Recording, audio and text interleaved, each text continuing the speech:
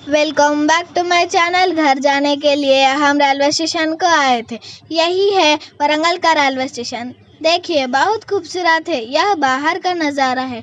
हम अंदर जा रहे हैं। हमारी गांव जाने वाली ट्रेन यही रुकती है। हम स्टेशन के अंदर आ चुके थे। देखिए कितना अच्छा है। यह रेलवे स्टेशन तेलंगाना का स्टेट में है। यह आपको दिखते सो पेंटिंग। यह तेलंगाना के फेस्टिवल के पेंटिंग है।